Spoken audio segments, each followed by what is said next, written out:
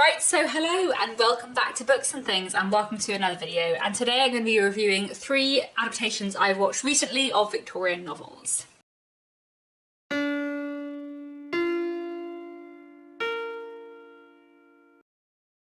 So one of my goals in 2023 was to watch more television adaptations or film adaptations of novels because I really enjoy watching page-to-screen adaptations. It's something that I find really fun, both if I enjoy the story but also I quite enjoy looking at how things are adapted from a novel to screen. And I've been trying to watch more this year. So today I have for you 3 adaptations I want to review. One of which I watched in November 2022, one of which I watched in maybe February, March 2023, and one of which I finished relatively recently. So I haven't been making very good progress through watching more adaptations, but I have seen 3 in the last year, which I have thoughts about, so I thought it might be nice to make a video talking about them. So 3 adaptations I'm going to talk about today are all TV miniseries. I'm going to talk about the 2016 adaptation of The Moonstone, the 2018 adaptation of The Woman in White, and the new 2023 adaptation of Great Expectations. Within this video, I'm not going to have any spoilers for The Woman in White, The Moonstone, or Great Expectations. I will avoid them and be wary. I might have to word some things vaguely, but you know, we'll manage with that. And let's go in order from my least favourite to my favourite. So we'll start off with 2023 Great Expectations. The 2023 adaptation of Great Expectations was adapted to screen by Stephen Knight and was directed by Samira Radzi and Brady Hood. And I have mixed to negative thoughts. Before I start talking about the adaptation of Great Expectations, let me quickly tell you what Great Expectations is about. Great Expectations, the novel, is about a young boy called Pip. It is his coming-of-age story. He grows up living in a rural area with his family. They are not very wealthy and he is expecting to be a blacksmith, but one day he's told that he has great expectations and a mysterious benefactor is going to pay for him to become a gentleman, and everything kind of goes on from there. My journey with this 6-part adaptation of Great Expectations was an interesting one because I started watching it and it takes about half an hour to get to the beginning of chapter 1. The first half an hour of the adaptation is stuff preamble of stuff that happens before Great Expectations, and bits of it were dramatic, so maybe I kind of understood what they were doing, but also the opening of Great Expectations is so good that it felt such a strange decision. But overall, I feel like the first episode I didn't mind, and the second episode there was one really weird bit, but a lot of the rest of it I thought was really good, and there was some really interesting sort of character dynamics, and so I was kind of giving it the benefit of the doubt. And then the series went on, and I just, by the end, I was not pleased, and then some things about the ending absolutely infuriated me. I had a lot of problems with this adaptation. The pacing was really off. It was very slow, and all the wrong things were focused on. 6 hours is a lot of time for Great Expectations. I think Great Expectations is one of Dickens's few books that you probably can do in a film if you focus on the right things, which they just didn't. There was so much extra stuff added. If you're adapting a Dickens book to screen, Dickens wrote long books, you don't need to add stuff. Why would you add stuff? There was so much unnecessary stuff that was just put into the story, and I couldn't really see why. And meanwhile, a lot of really important things were cut out. The mess made with the plot of Great Expectations bothered me a lot, partly because it was so dragged out, and partly because I feel in general, when you're adapting a book to screen, I completely understand that you have to change bits of the plot because you have to make things shorter, or you have to change things or make them work on the screen. In general, there are lots of adaptations of books I love where the plot has been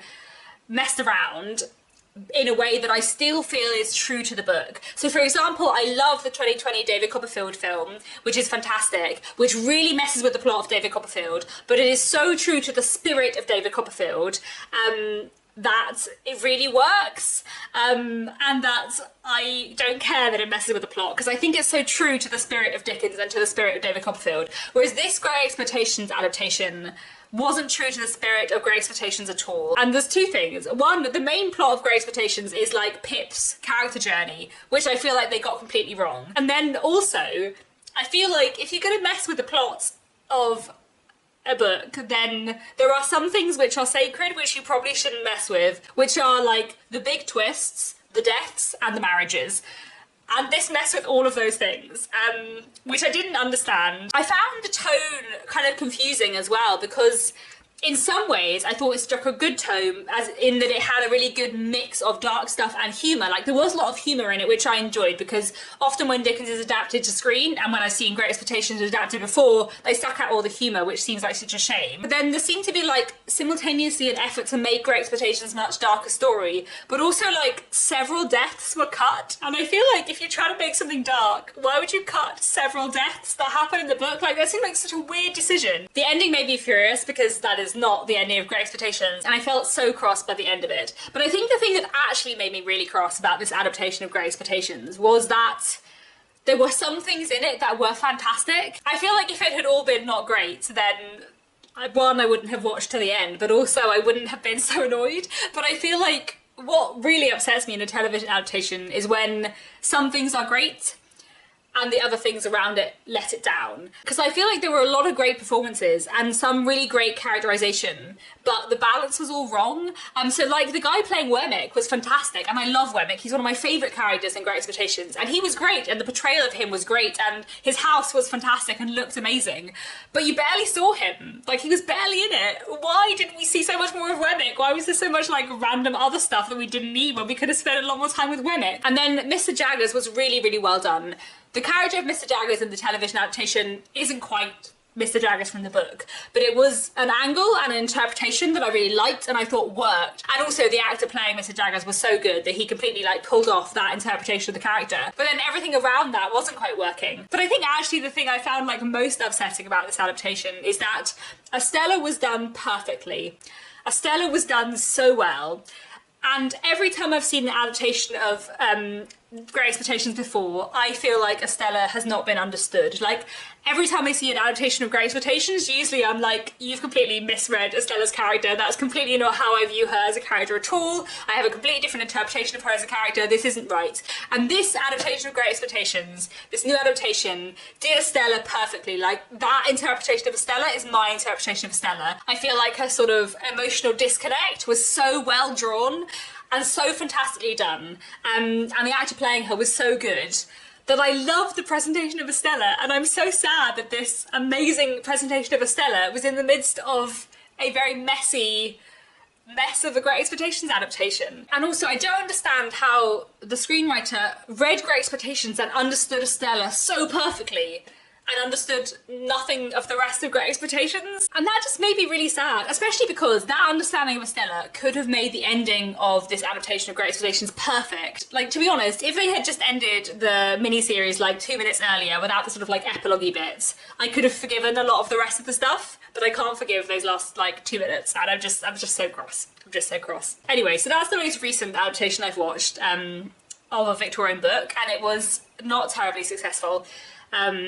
Yeah, I was not very impressed. But the other two adaptations I had to talk about today, the 2016 adaptation of The Moonstone and the 2018 adaptation of Woman in White, I have much more positive feelings about, so let's move on to them. So the 2016 miniseries of The Moonstone was written by Rachel Flowerday and Sasha Hales and directed by Lisa Mulcahy. Just to explain before I get going what The Moonstone is about. The Moonstone, the novel, is about the disappearance of a diamond called the Moonstone. In the beginning of the book, in the sort of prologue to The Moonstone, we learn that this valuable diamond, the Moonstone, has been stolen, has been violently stolen from a temple in India, and has been brought over to the UK. And then we skip many years later, where this diamond has been left in someone's will to be a present, an 18th birthday present for a young woman called Rachel Verinder. And then the night that Rachel Verinder is given the diamond goes missing and seems to be stolen, and everything kind of goes on from there. And I thought this adaptation of The Moonstone was, in general, really strong. I didn't love it as much as the adaptation of The Woman in White, which I'll talk about in a minute, but in general I thought it was a really good adaptation. I thought the structure of it was really good and really well done. Wilkie Collins is an author who likes to play with form a lot, and that's something I really enjoy about his books. And one thing he does in The Moonstone, and also in The Woman in White, is he presents these novels as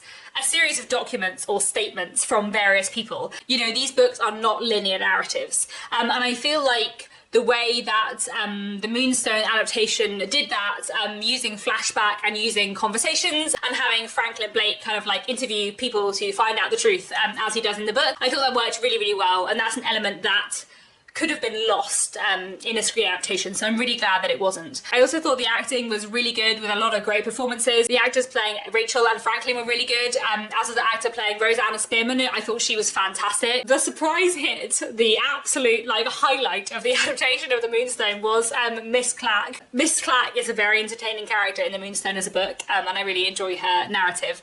But I feel like Sarah Hadland just like completely brought her to life, and Miss Clack was absolutely hilarious. Like, she was the absolute highlight of the adaptation of the Moonstone, just an utter joy and delight to watch, and so fun and so well drawn and so like completely Wilkie Collins' character. In general, I just think it was a really strong adaptation, and it's definitely one I would recommend. It's interesting how I have so much more to say when I dislike an adaptation than when I like it. I think the Moonstone one was really good though. I think there were two sort of like smaller gripes I had with it. One was that I feel like Ezra Jennings was not quite done correctly. Ezra Jennings is probably my favourite character in the Moonstone, and I think he's a really interesting character, and I feel like he wasn't given enough time. And also, like, Wilkie Collins very heavily implies that Ezra Jennings is a person of colour, and I feel like no adaptation that I've seen of the Moonstone has ever like acknowledged that or noticed that, which seems a bit strange to me, especially as this was like a slightly more diversely casted adaptation. The Moonstone is a book which is kind of quite concerned with nationality and empire, and is in many ways an attempt at a criticism of colonialism, which, you know, isn't something you find in every Victorian book. So it seems a shame that like some of those elements weren't explored more, which kind of ties in with the other thing I didn't like about this adaptation, which is that the prologue and epilogue of the Moonstone, which take place in India, were kind of translated onto screen, not with actors, but like with paper cutouts, almost like a children's pop-up book or like a paper theatre, which I guess like maybe it was just for budget reasons, but it felt like really reductive, especially because I feel like the epilogue, I don't know if it's actually an epilogue, but like the very end of the Moonstone is very, very important to the meaning of the book. As I think I've spoken about before on this channel, the Moonstone as a novel is, I think, very much meant to be a critique of colonialism and a critique of imperialism, but it is, you know, within the limited scope of Wilkie Collins writing this in the 19th century. It's not perfect, but I feel like if you make a screen adaptation of the Moonstone today, then that's an element that is really interesting to explore and to bring out those criticisms more. And so I feel like the fact that the epilogue and prologue were sort of skimmed over in a slightly odd way and sort of almost given like a sort of fairy tale quality to them, I feel like really reduced the sort of criticism of imperialism, which is quite important in the Moonstone as a book, which I thought was weird. So that was the thing I sort of didn't like about this adaptation. That would be my sort of big criticism, I suppose. Moving on to the 2018 adaptation of The Women in White, which I loved. This adaptation was adapted to screen by Fiona Sears and was directed by Carl Tibbets, and it is one of my favourite adaptations of a 19th century novel that I've ever seen. I feel like it was done just really, really, really, really well. So I watched this back in November, and I've been meaning to watch it for ages. And the reason why I originally started watching it was because Olivia Vinnell, who plays Laura Fairley, is my audiobook narrator for the Secrets of Hartwood Hall. So around the time that I found out it was a possibility, or she was one of the people that was sort of on the list to be my audiobook narrator for my novel, I was like, oh, I should watch that adaptation of The Woman in White that I've been meaning to watch for ages. So I started watching it like when I heard that she might, if she was available, do my audiobook, and then I finished watching it before she recorded it and before I went into the studio and met her. So I watched it partly because of her, and I just loved it so much. It was very, very nice to watch it and be like, oh, this very impressive person is going to read my audiobook. So before I get into talking about the adaptation of The Woman in White, The Woman in White is a gothic novel by Wilkie Collins, which follows a lot of characters and a lot of events, but basically begins with a mysterious encounter on a road where a young drawing master encounters a woman dressed all in white. He tries to help her along her way, and soon after they part, he discovers that she has escaped from an asylum. Not long after that, he starts a new position, working as a drawing master in a country house, and somehow these things kind of link up together and everything goes on from there. It's such a good adaptation, this adaptation of The Woman in White, and I really, really love it very, very, very much, and there are lots of reasons why. It has a fantastic atmosphere, the setting, the look of it, the feel of it, like it really, really captures the gothicness of The Woman in White in a really, really effective way.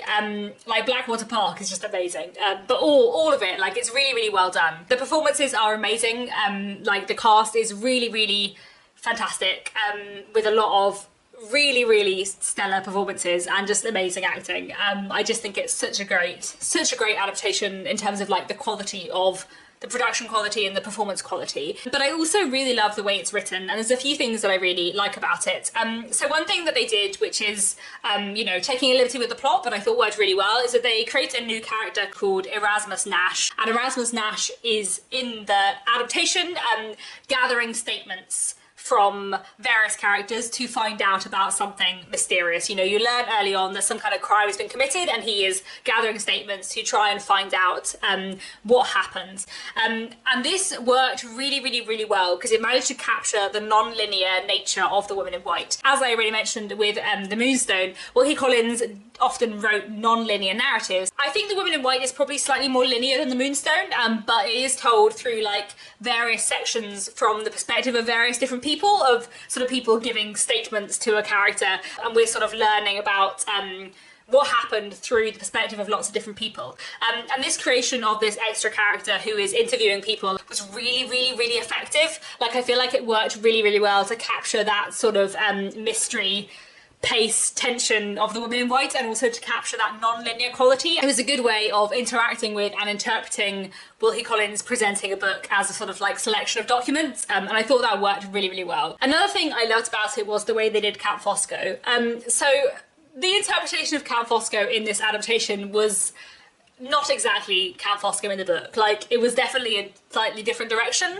And basically what they did in this adaptation was take a few elements of Count Fosco, leave the rest behind, and then up those elements in Count Fosco fantastically. And it was absolutely amazing. And it sort of takes his charm and his sort of like intense, slightly odd attraction to Marianne and like runs with it. And it worked so well. I think it was a really good take on Fosco and a really good take on Marianne. I also thought that the way they did Laura and Sir Percival and the kind of that relationship was really, really good. And I think really like the main thing, which both of these things tie into, is that I loved this adaptation of The Woman in White because I think I like it more than the book.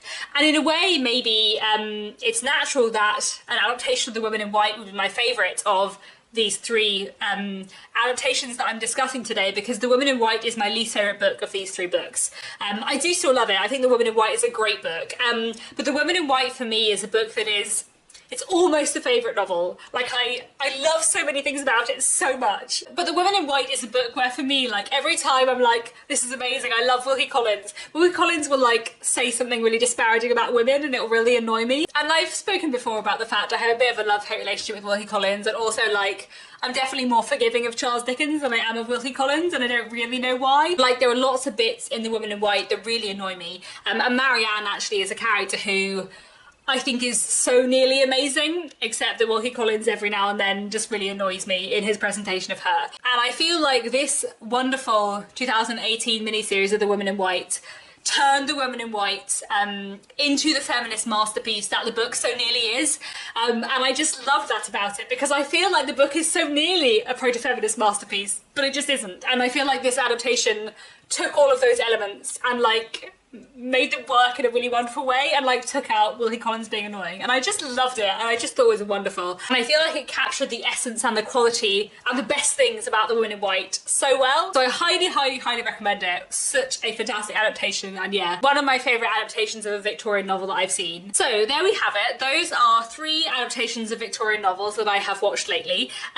One very, very good one pretty good one, and one not so good one. Please do let me know if you have any other adaptations of Victorian novels to recommend me. I feel like I watched a lot of adaptations of Victorian literature like in the 2000s, but then a lot of the ones from like 2012, 2013 onwards I haven't seen.